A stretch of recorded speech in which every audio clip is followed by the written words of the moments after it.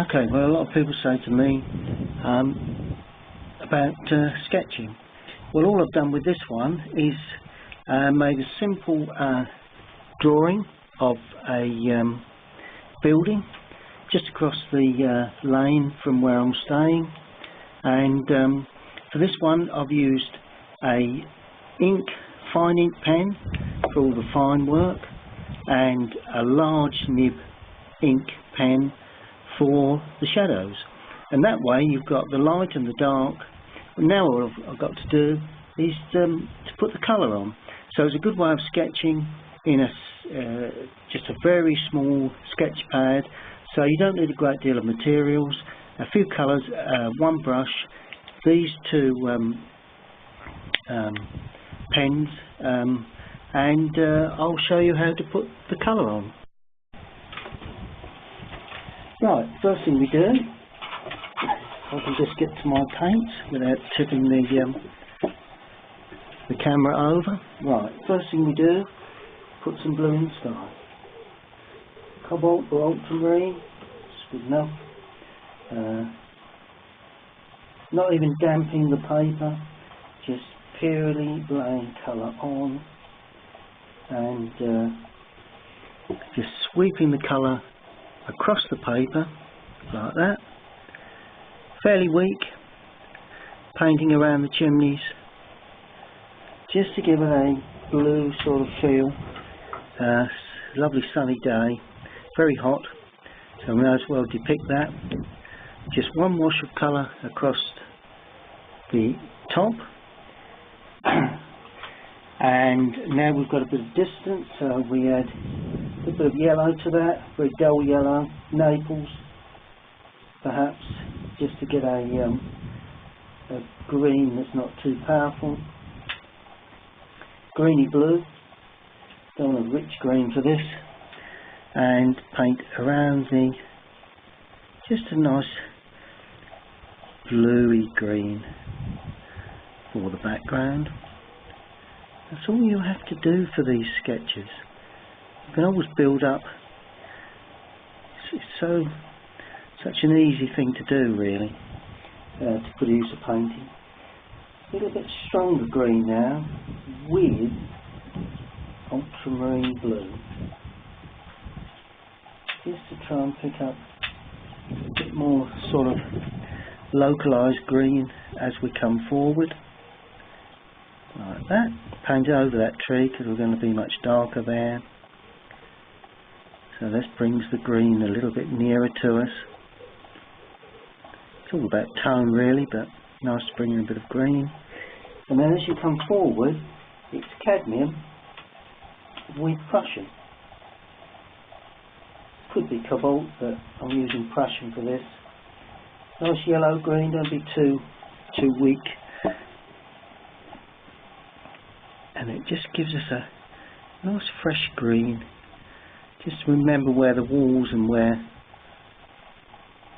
varying bits and pieces. Try and leave some white paper. But this is only a sketch. This is just to give a rough idea for colouring when we come to paint.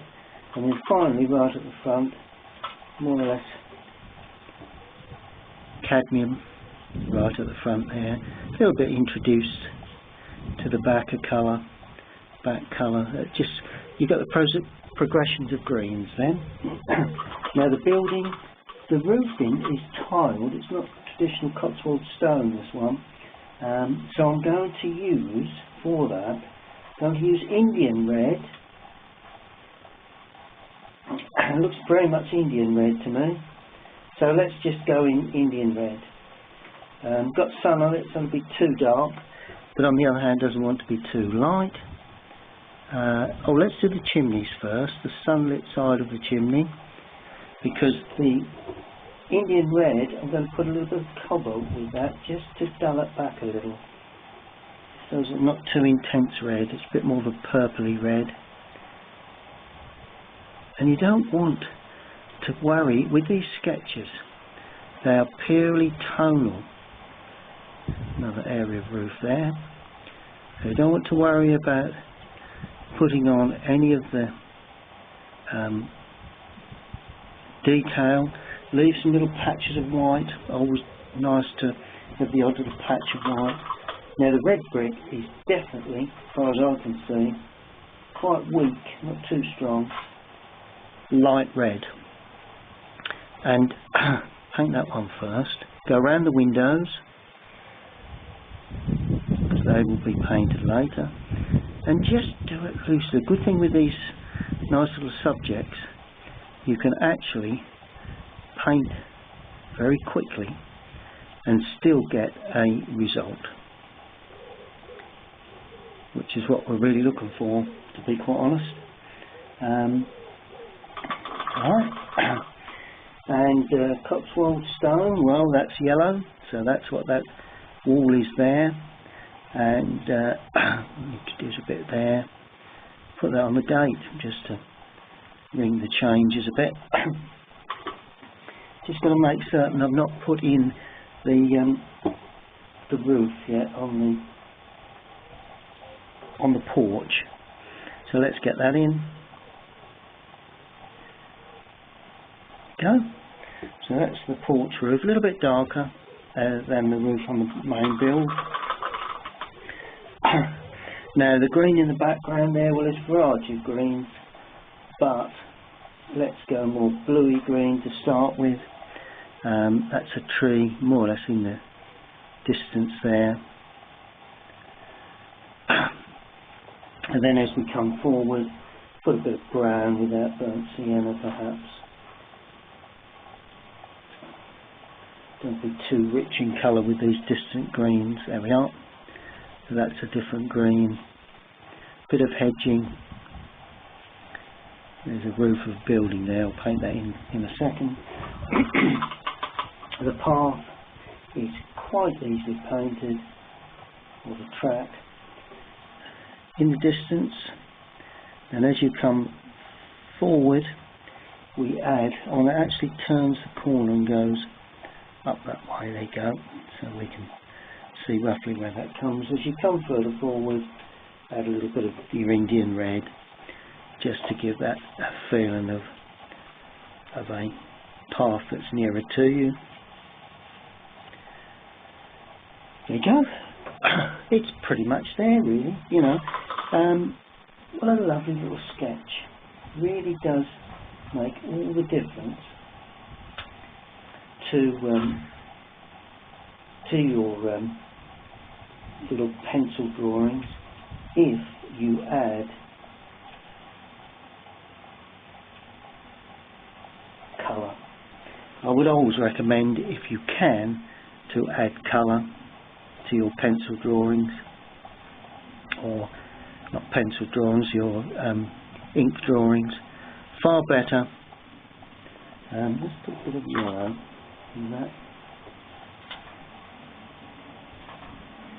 Far better to add a little bit of colour, and there is just some little little touches of colour there. And that roof, need to put that roof in, forgot to put that in. That's that one there. I think it's a building behind, but we're not too concerned with that. And, well, pretty much there. The shadows are there.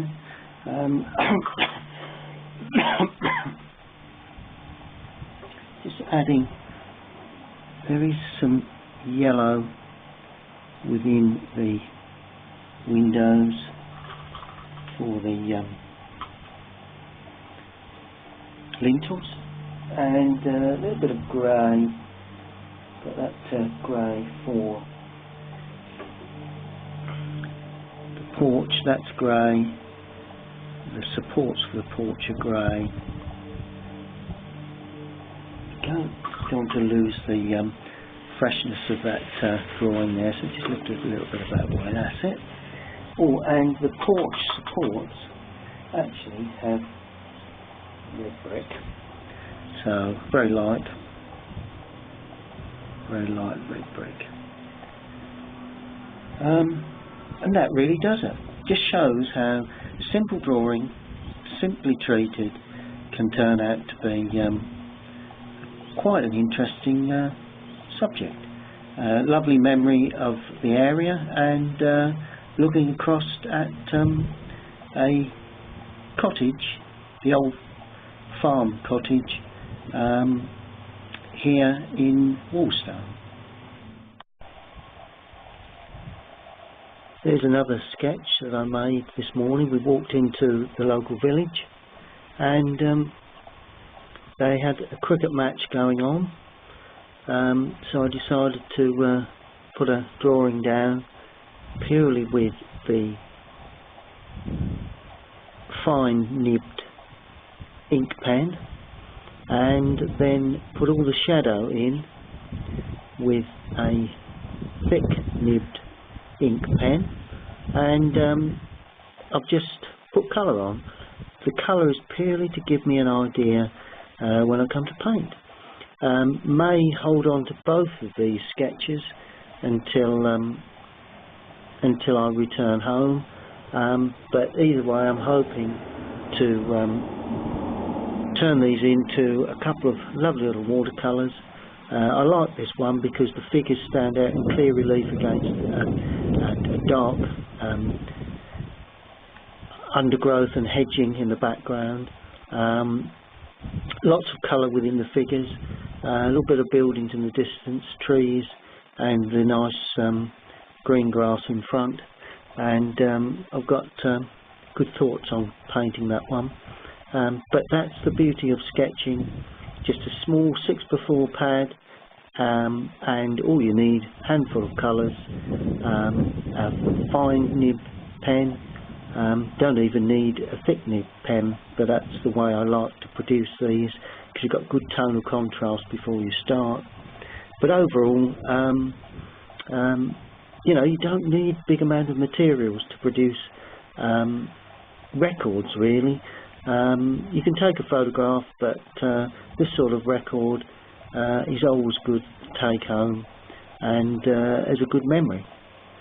Okay, stay tuned to my channel, and there'll be some more demonstrations coming up.